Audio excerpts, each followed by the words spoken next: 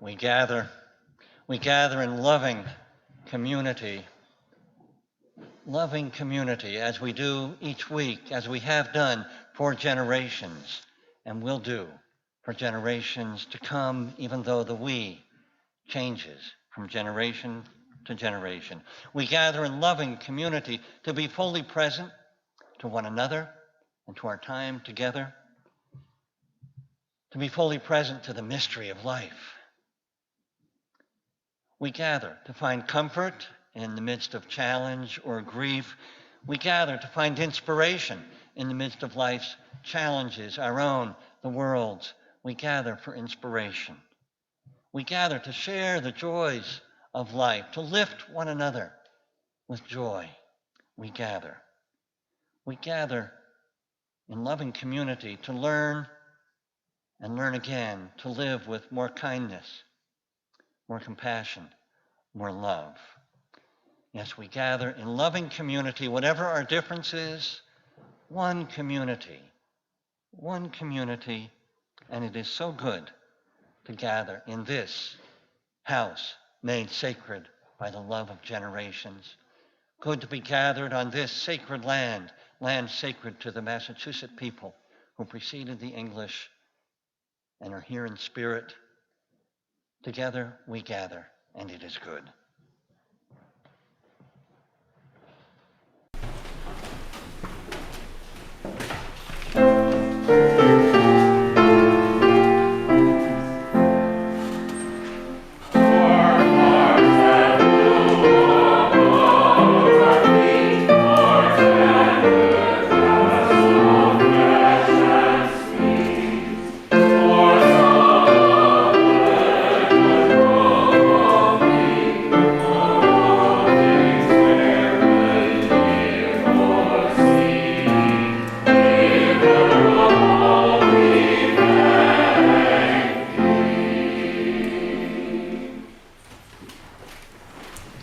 Our chalice lighter this morning is Fan Leonard. Come on up, Fan.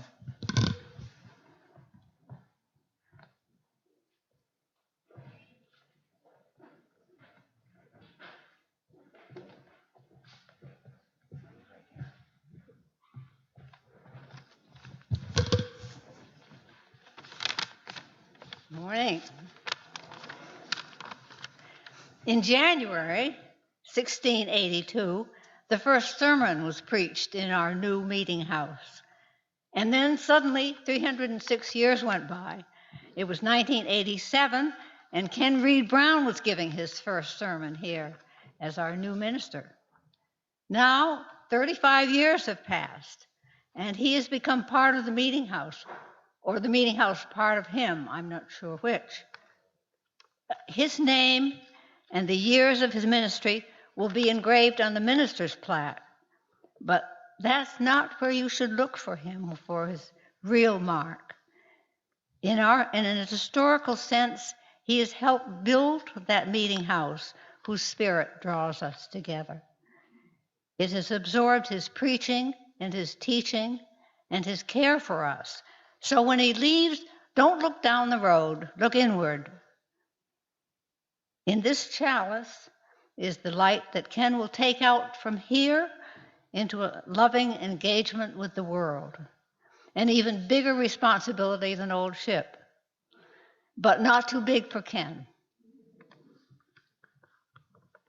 Ken, I think you should actually do the lighting. Let's do it together. All right.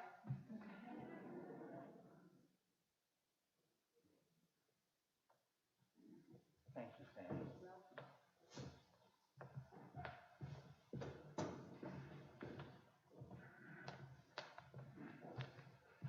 you, Fan. Thank you. We're going to sing. Every year at this time for our Flower Communion service, we sing De Colores, All the Colors. It's number 305 in your hardback hymn book. The choir will lead us in singing the first verse in Spanish. If Spanish is not your first or even your second language, do your best. We sing that first verse, and then we'll sing all three English verses together. And if English is not your first or your second language, do your best as well.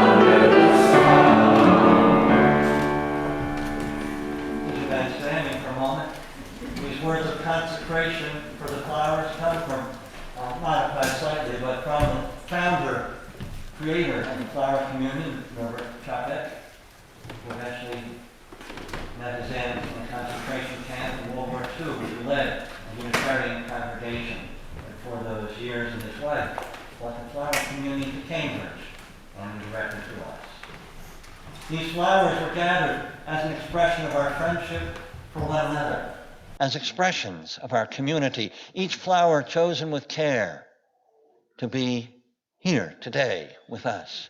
These flowers remind us that just as each flower is different, yet contributes to the beauty of the whole, so each of us is different, yet contributes to the beauty and the worth of the whole.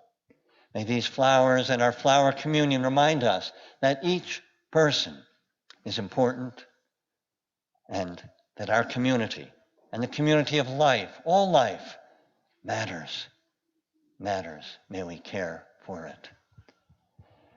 We have a brief responsive reading. Your response is, we give thanks. For poppy and pansy, for rhododendron and rose. We give thanks. For dandelion and daisy, for lilac and lily. We give thanks. For African and European, for American and Asian. We give thanks. For Buddhist and Hindu, for Christian, Jew, Muslim, Sikh. We give thanks. For each person's uniqueness and rainbow ways of loving. We give thanks. Fathers on this Father's Day, and for the fatherly energy in each of us. We give thanks. Our worshiping Unitarian Universalist community and the faith that we share with many across the nation and the planet. We give thanks. Blue-green earth, for the miracle and wonder of life. We give thanks. Please be seated.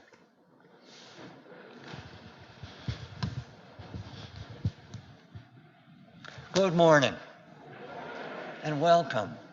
It's like the old days when we had people in almost every pew. This is great. Right?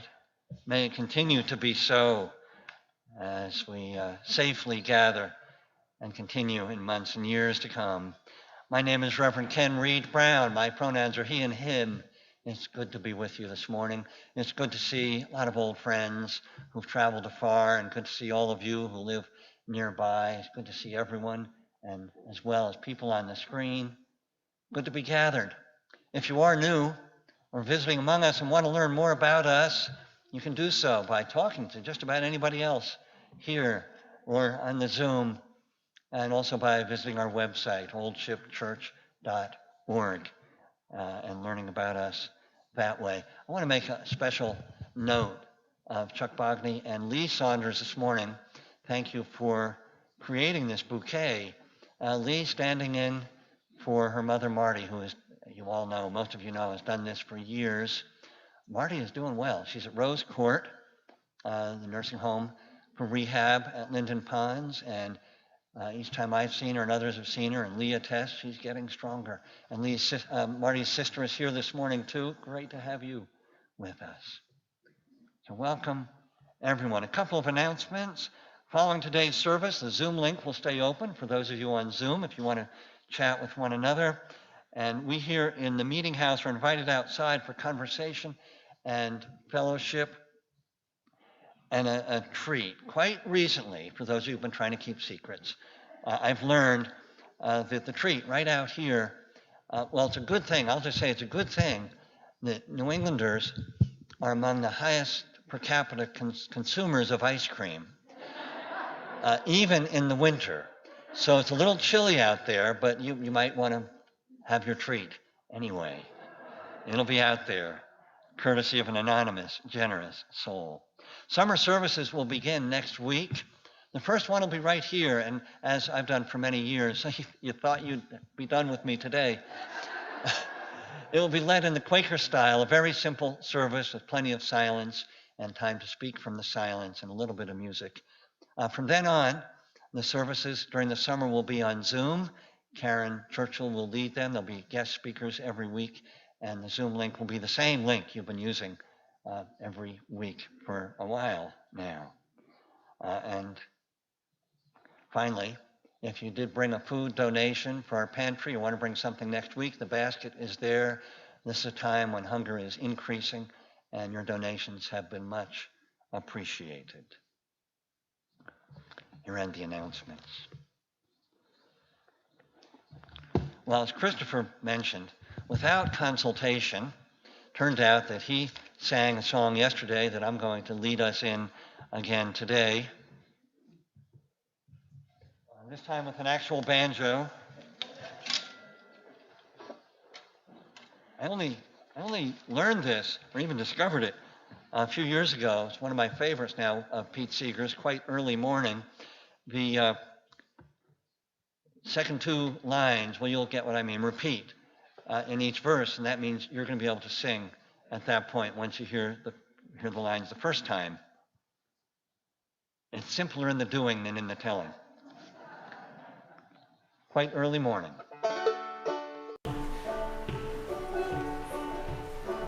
Don't you know it started before the dawn, and it's this thought keeps me moving on.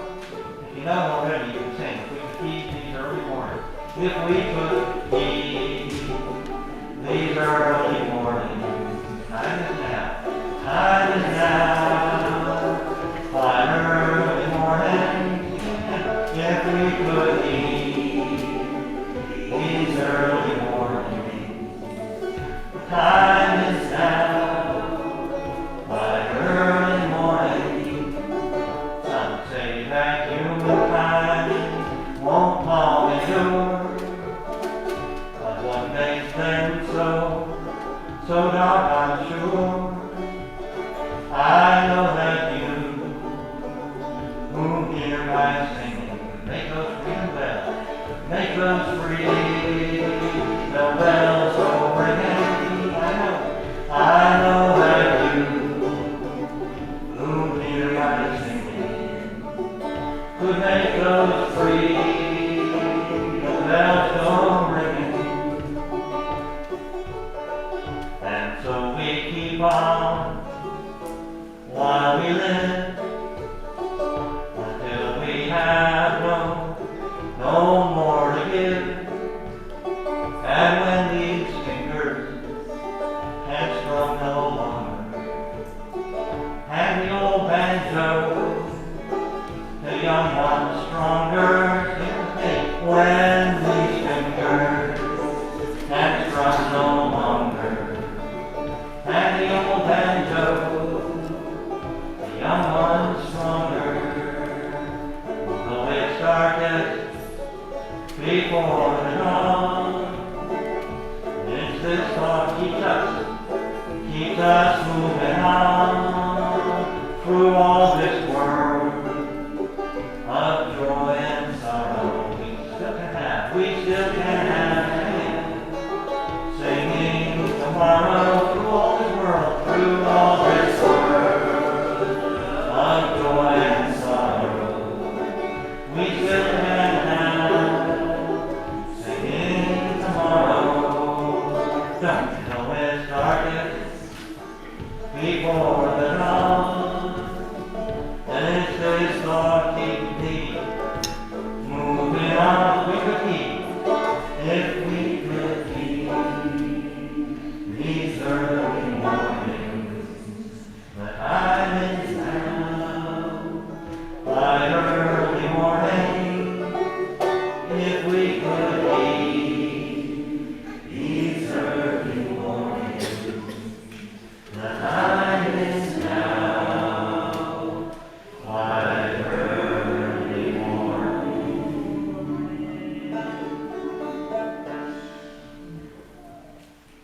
Thank you.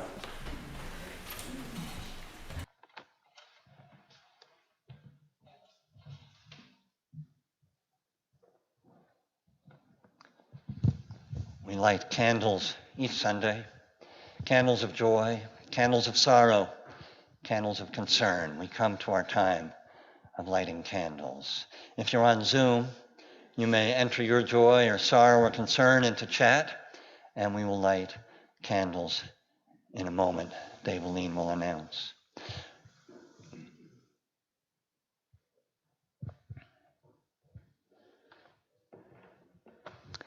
The first candle, and may we not have to light this candle for too much longer, is a candle for peace in Ukraine, for peace, for peace.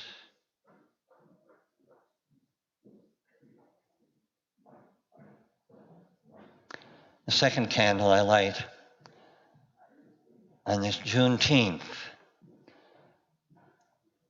We light this to honor the legacy of Black Americans and the struggle for freedom that continues and that they have led in so many ways for so long. The third candle, I'm losing, let's see. There we go. Elizabeth Murray has asked me to light a candle. She'll be on her way to Illinois for family matters, and we send her with our good wishes all along the way. Are there any here in the meeting house of a joy, sorrow, or concern? And we will light a candle as you speak. Yes.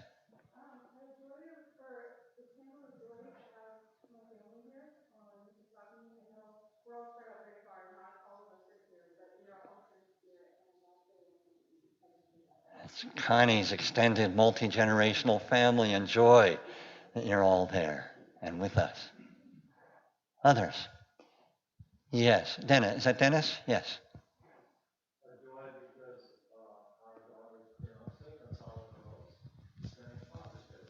Ah, Hannah's fiance spending Father's Day with you, and congratulations.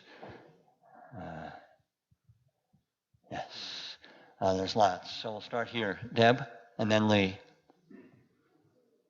you bear with me for one moment, many of you know that last week before our Pride, a disgruntled person contacted Penn.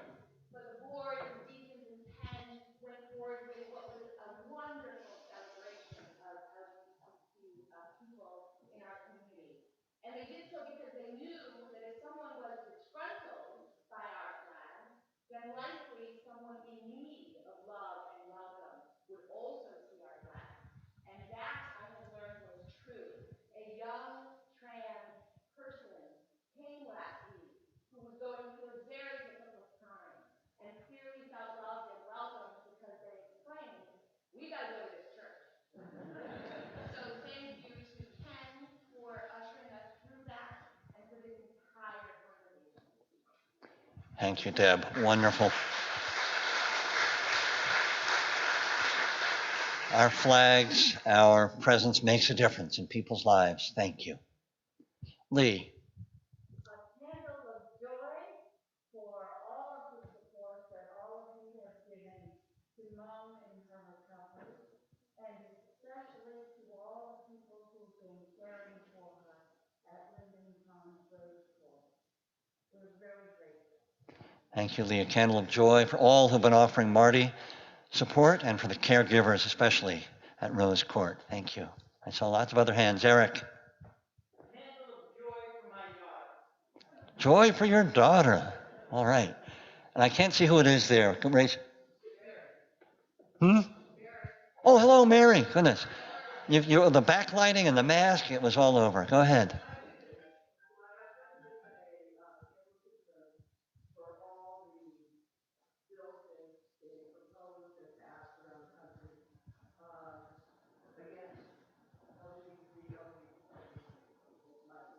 Yeah.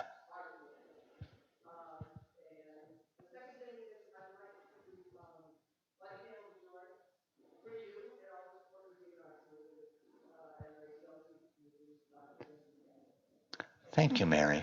Candle of concern for the anti-trans laws and LGBTQ laws being passed. We share that. And a candle of joy and thank you from you to me for the support I've been able to offer over the years. Thank you, Mary, very much. Yes, Nikki.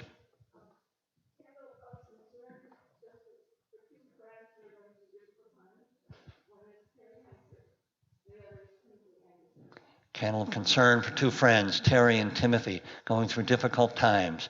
We hold them in our hearts. Thank you, Nikki. Yes. Is that Paul? The masks. Yeah. I've been trying to figure out how to phrase this. I guess it's a candle of love and concern. This congregation has seen many transitions, is now going through another one, and your guidance has helped all of us, I believe.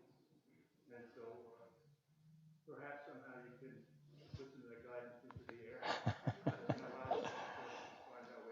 Thank you, Paul. Paul asked for a candle, noting the many transitions congregation has gone through and is going through, and asking, I guess, for me to channel some of my past guidance into the future. I'll do what I can. I'll see what we can do. Thank you, Paul. Yes.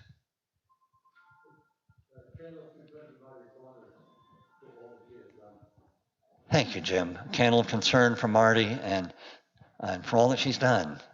I saw some other hands. Yes.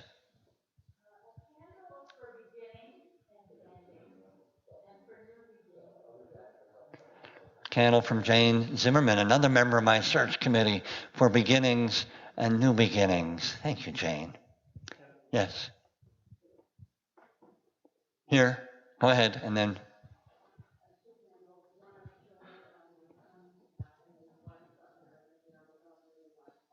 Uh,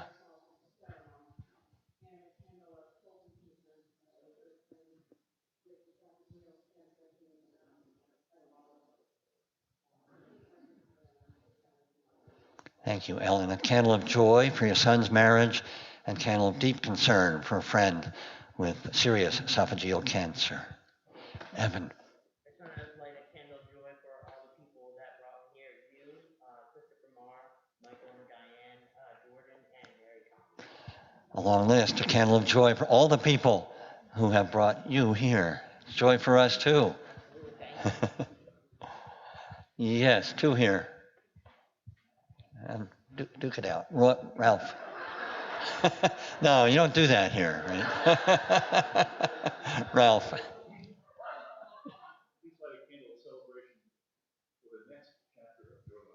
Thank you. Candle of celebration for the next chapter of my life with my family. Thank you, Ralph. Clayton.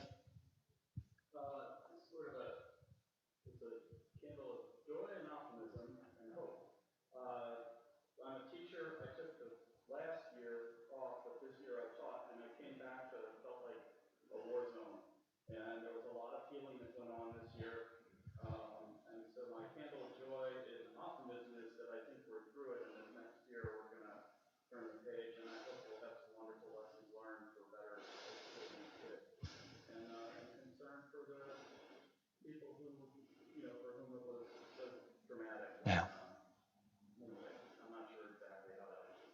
That's okay. We get it, Clayton. Yeah.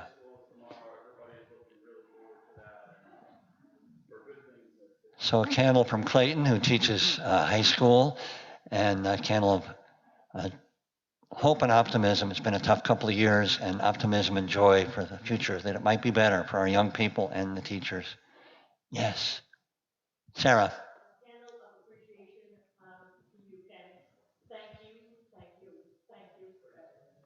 You're welcome. Candle of appreciation for me. You're welcome. Karen.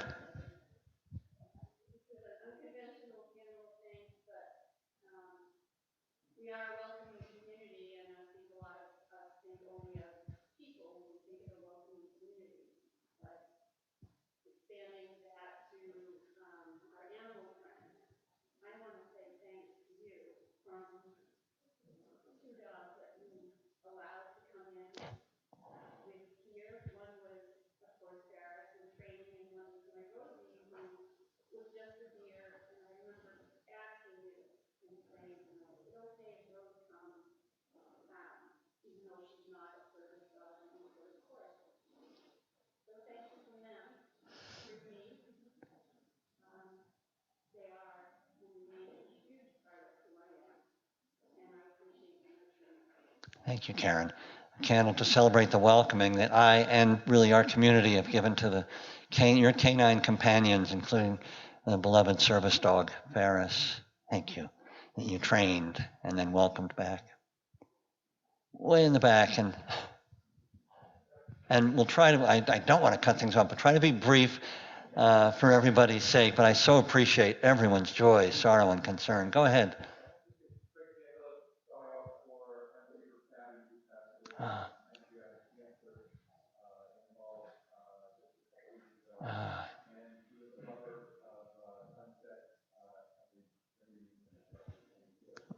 Stu, well, a candle of sorrow for your friend and neighbor, recently passed from cancer, and the joy of the sunsets shared. Yeah. Lee.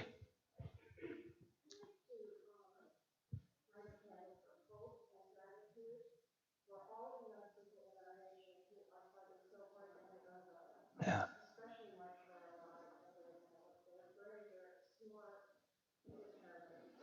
A candle of hope and joy for all the young people fighting to reduce gun violence. Yeah, thank you. Abby. And then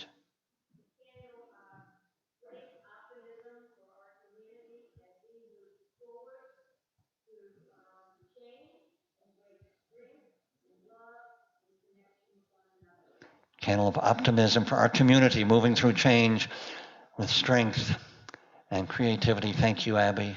Jennifer.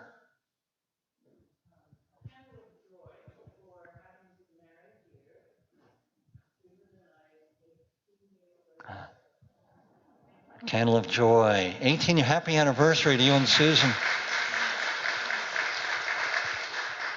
How many of you are married right here? Raise your hand. Look at this. Wow. Yeah.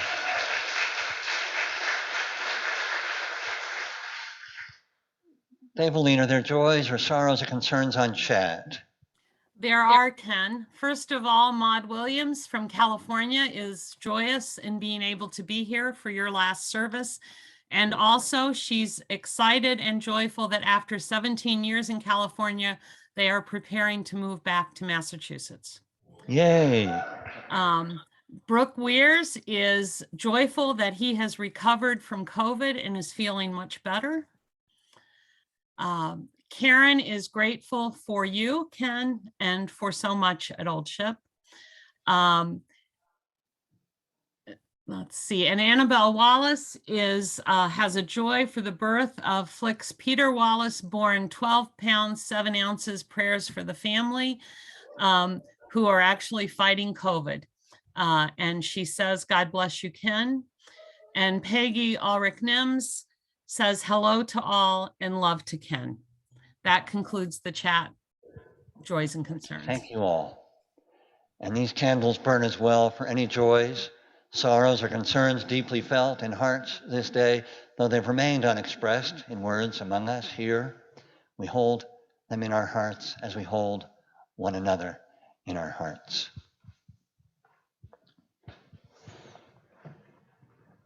Our anthem.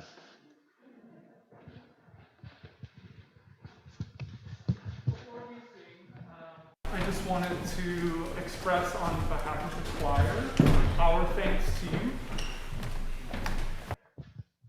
Before we sing, I just wanted to express to Ken on behalf of the choir our thanks to you for instilling in us a love and appreciation of music. We have been incredibly lucky to have such a musical person, a musical leader. So this is just a small token of our appreciation. The anthem today is dedicated to you and wherever you go. Thank you. Thank you all. Thank you, Christopher. Thank you all. And for the gift you give us every week.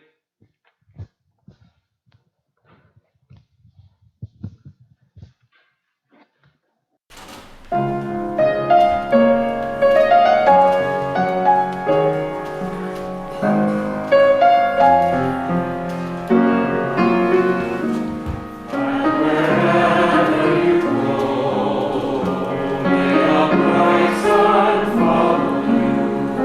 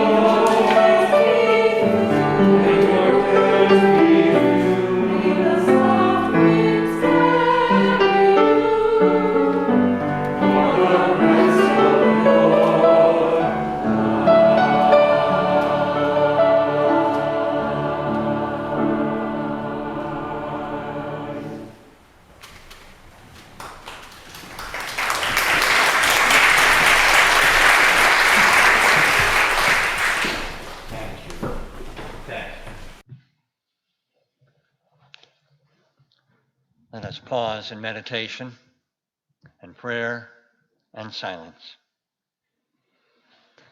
Finding a quiet place within, it's there, even in the midst of the noise of the world, the fullness of our lives. Find a quiet place.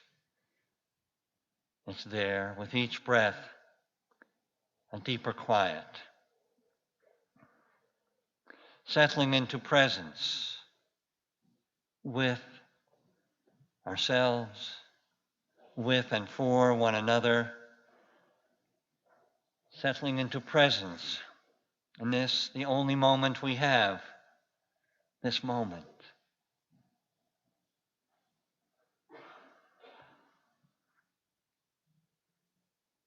Allowing yearnings of the heart to rise. Some call them prayers. Some call them hopes or wishes. Allowing the yearnings of our hearts to rise. For peace, for justice, truly for all. For freedom, truly for all. For the flourishing of all life, all beings, always. And for one another. We've heard sorrows and concerns this day. We hold one another in the midst of whatever measure of sorrow is ours. We hold each other in our hearts this day, these moments, and always. As we now enter a time of silence, may it be renewing to our souls and spirits.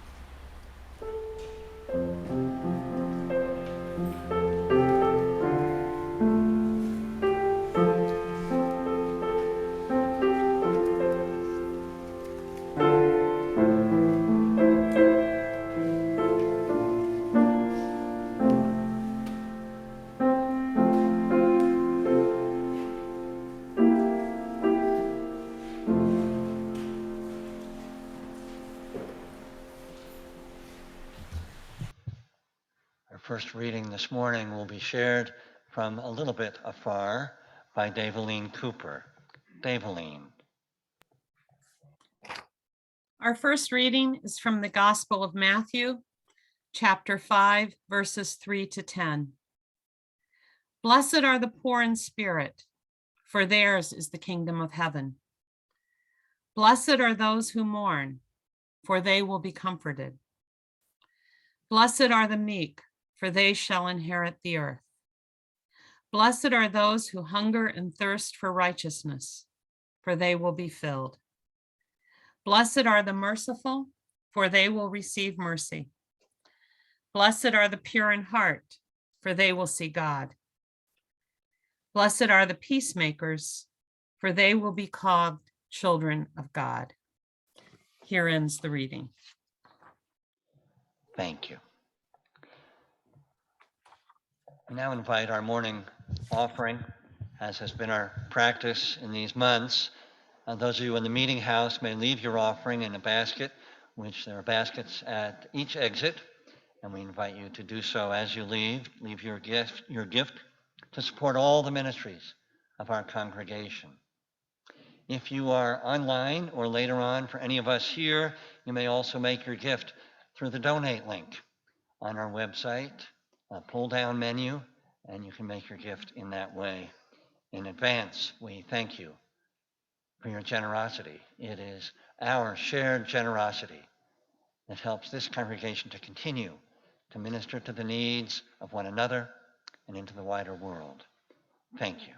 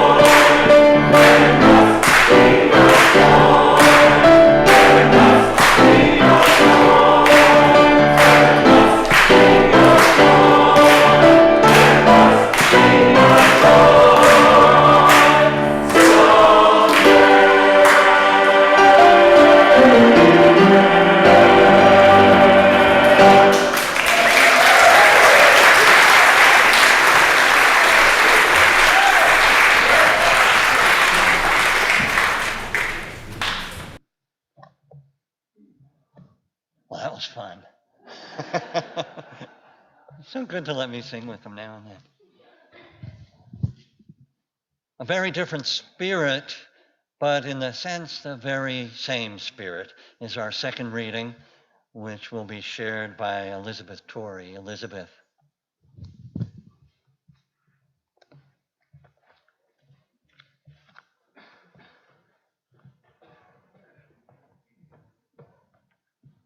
Morning.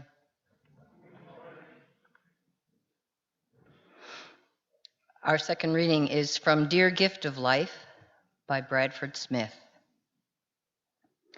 Hill and valley and still water, mountain and canyon and deep are the work of one creation. And why have I been placed in it? And what do I do in it with such a little while before I'm gone?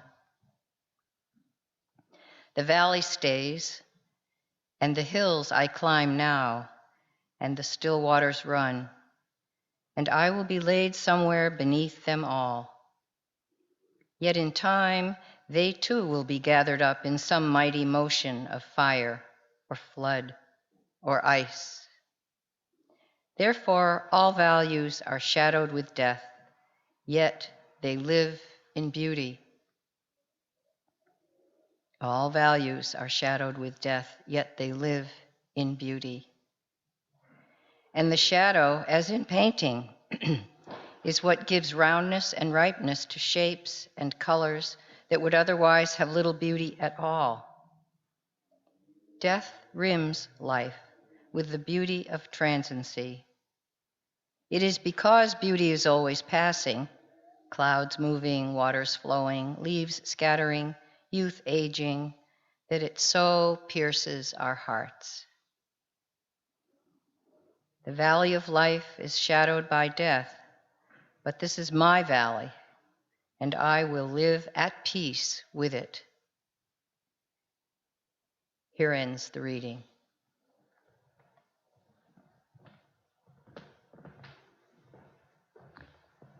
Thank you. Thank you. We get to sing again together.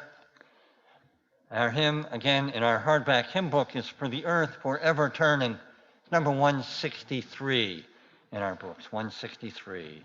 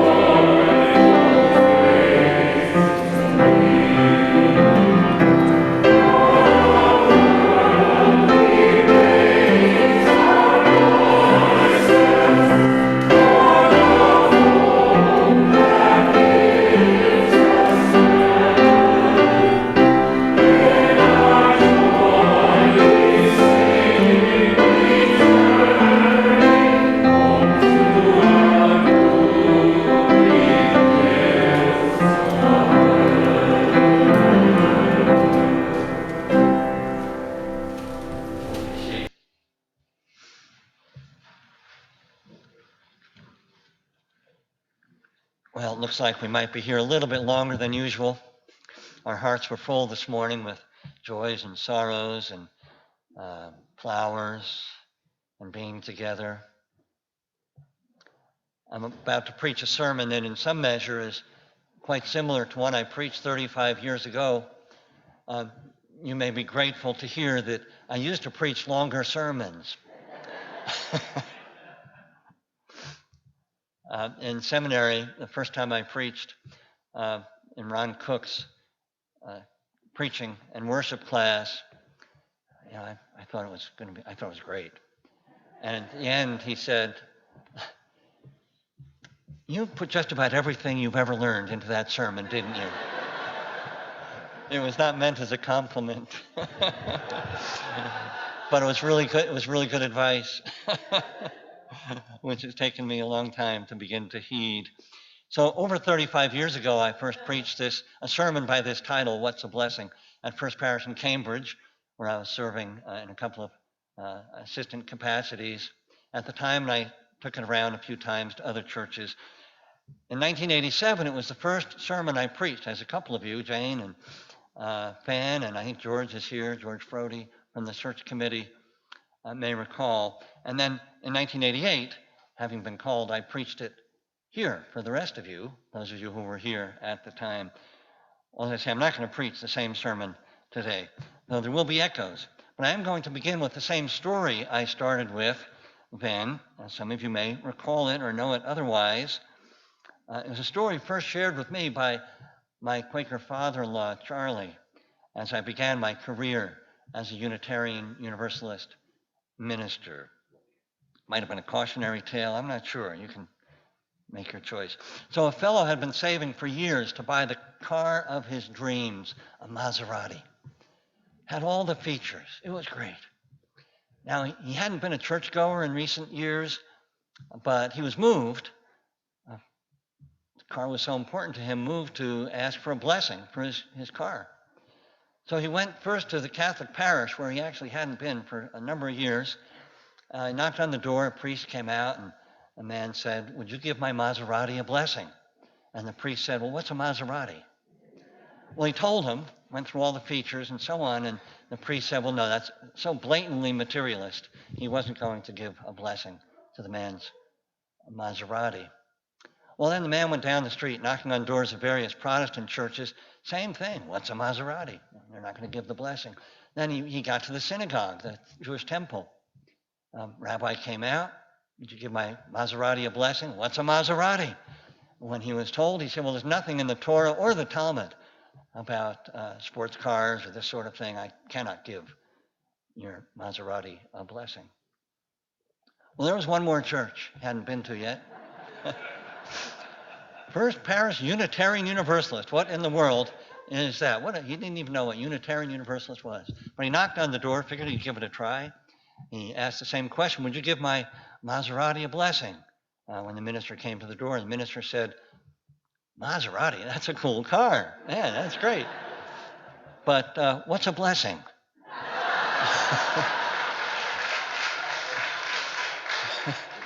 Well, it's an old story, and it hinges on some old stereotypes of Unitarian Universalists.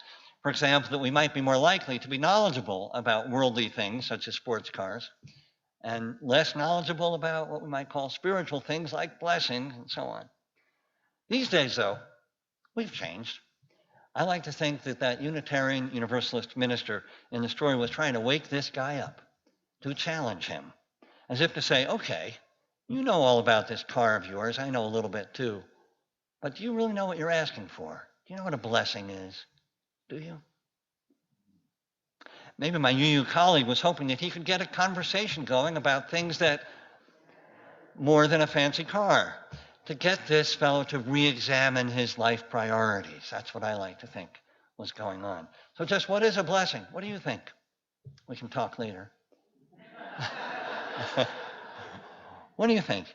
After all, for my benediction, frequently, not every week, but often these days, I say something like, "Aware of the blessings in our lives, may we turn and make of our lives a blessing to others, a blessing to all life." What do we mean by this? And what was Jesus talking about, or his translators actually, when he said, as we heard Daveline read, "Blessed are the poor and the meek, blessed are those who mourn, blessed are the peacemakers." What's going on here? Well, evocatively, as I discovered almost 40 years ago, the English word blessing is derived from a Teutonic word that means originally to mark with blood, to consecrate, therefore to make sacred or holy with blood. Whew. How about that? And though it may or may not be related etymologically, I remembered a little bit of my high school French. The word blesser means to wound. Well, these derivations add depth, certainly. They are evocative, provocative, to our more ordinary and perfectly fine uses of the word, as when we count our blessings around the Thanksgiving table or any time.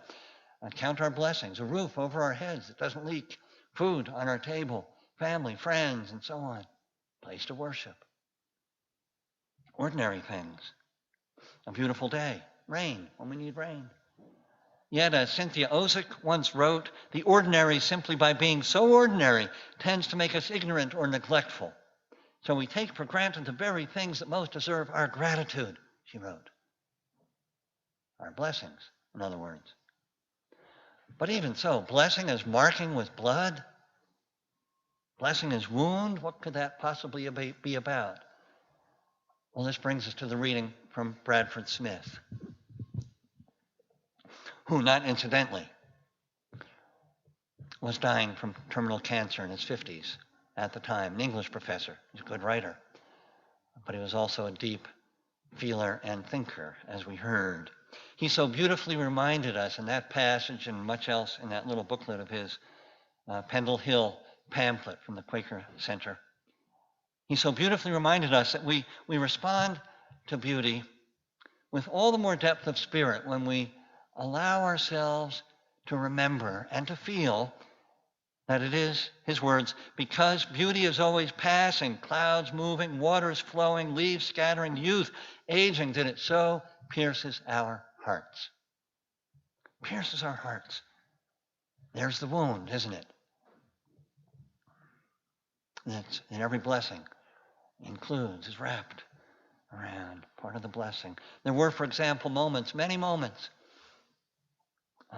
when our children, Sandra, Adam, and Eliza, here again today, when they were growing up, many moments when I would look at them, splashing in the water at the beach, running along the beach, running in a field, shooting a basket, whatever it might have been, swinging on the swing.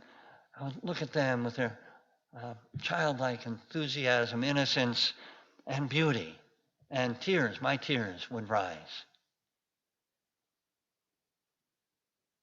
Partly because I knew they would grow up, as they have, which is a blessing. But it's also a sort of loss, isn't it? Anyone who's had young children in their lives, you don't have to be a parent, feels that. It's a loss, too, even with the gain. Now the same deal with our wonderful grandchildren, Lowell and Devitt, right here, and Arlo and Levi. Same deal. 1,000% blessing. No question. But etched with the wound of transiency, that in fact makes their beauty pierce the heart. You've all had this experience, one way or another. Well, I can go on. In fact, as I said, 35 years ago, when I first preached that sermon, I did go on way too long. But I think that after these 35 years that we've shared, or whatever period of time, some of you have joined the procession, if you will. You get my point. It's about waking up to the blessings. But my book, there aren't so many anymore. I have some of my books out there. If you haven't gotten one, we've got a few more too. From the first 15 years, you'll read some of my longer sermons. But you get my point. It's about waking up to the blessings, the gifts of life, maybe even or especially in the midst of trial and trouble and turmoil and even deep grief, the really hard parts. And certainly, because this is how it is in the midst of life's transiency. We're experiencing that right now here in our parish, aren't we? I surely am. The message is pay attention. When I was a summer camp counselor years ago in the Adirondacks, I was asked, way before I thought much about being a minister, I was asked, as a lot of the counselors were, to lead one of the worship services. It had this beautiful view over lakes and mountains. And I preached about attention. Yeah, I've had this with me a long time. And I had kind of in my back pocket a tennis ball. And the view that everybody had was just glorious. Easily understand that people would be looking out there.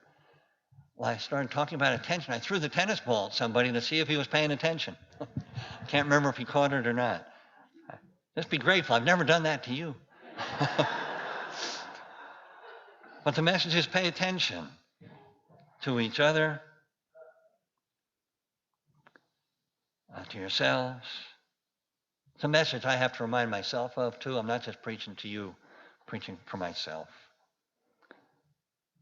Now today, not surprisingly, indeed for recent months, I've been trying to pay particular attention as my days with you wind down, attention to each day, each moment, each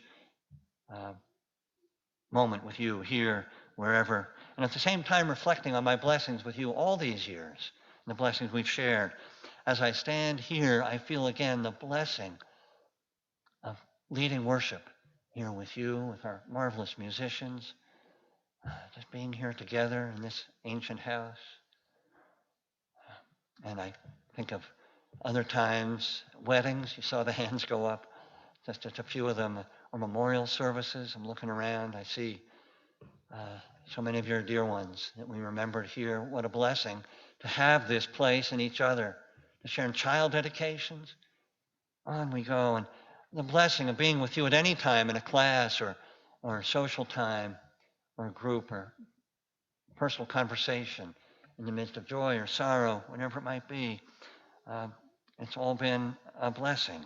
And I feel it again today. You know, it's been a blessing, too, to struggle together with the hard questions over the years, sometimes about finances, our church finances, or about the whole parish house question, and so on, the future, whatever else. Because to work these things out together, we are one community, regardless of our varying opinions about one thing or another. Many of you remember Mary Niles, a blessed memory. She's not the only one who would say this, but she said it.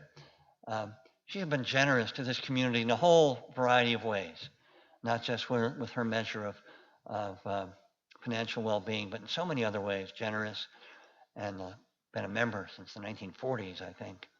But she said, when we have a vote about something that might be a little bit divisive or contentious, my opinion might or might not carry the day. But we are still one community, and I'm not going anywhere, she said. It's my church, she said. What a blessing to work together in that spirit, as you all do, as we do.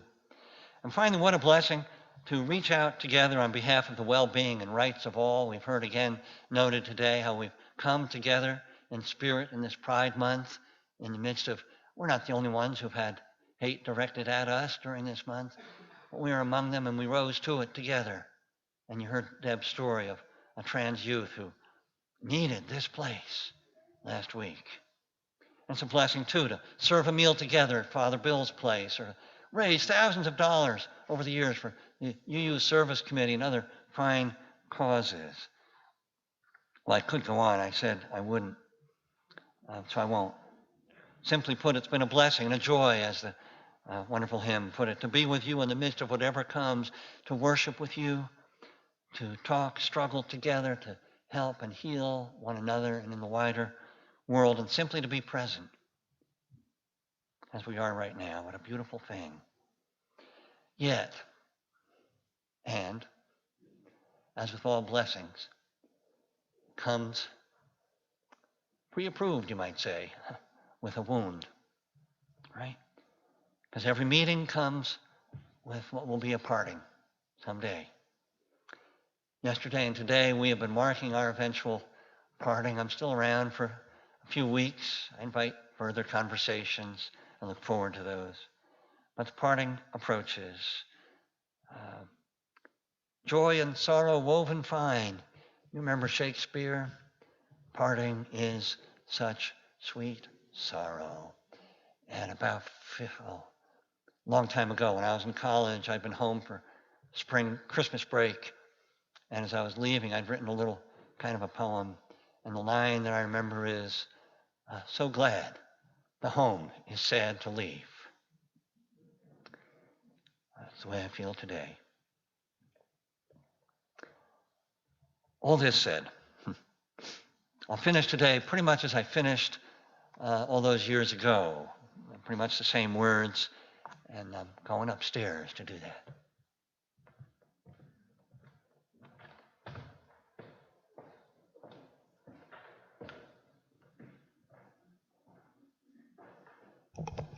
I wanted to see you from here one more time. Mostly it's too far away. Yeah, hi, way back there, hello. Here's what I said those years ago, and I'll say again. Such power in the word blessing, to make sacred with blood, to wound, you have to take it all. The word tells us. You have to take it whole, drink the cup full, because it can't be divided. Blessing, wound, life, death, meeting, parting. You have to take it all. What's a blessing, really? No easy answers, yet the simplest of answers: awakening, fullness of life, love, kindness, presence for and with another human being or any creature. The answers of experience, life lived. The circle of blessings received and given, flowing through us. And growing awareness of how life is indeed, in John Muir's delightful phrase, all hooked together. And a deepening knowledge of life as blessing, awareness of the blessing of moments, and moments stretching into generations may yet be enough for each of us and for all of us together. And that's perfect. That sound from someone's phone marking the time. Blessed be. Amen. So may it long, long be.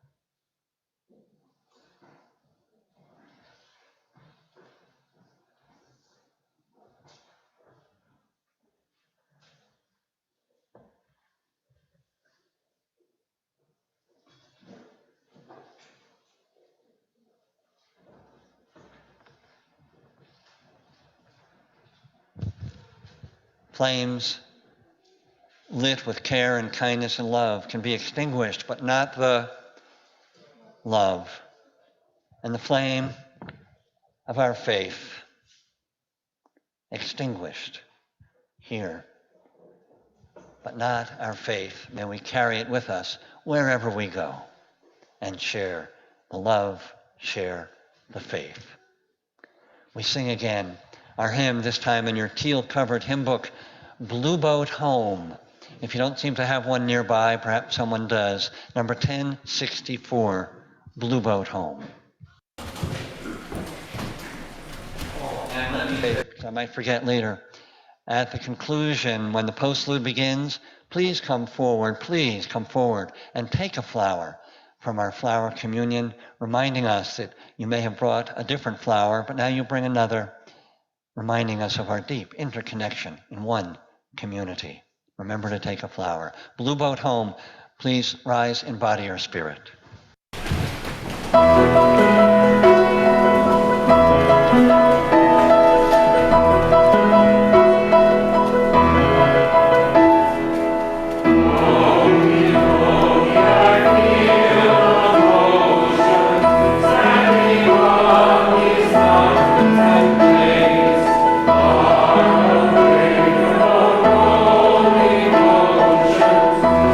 My cry, I come and say,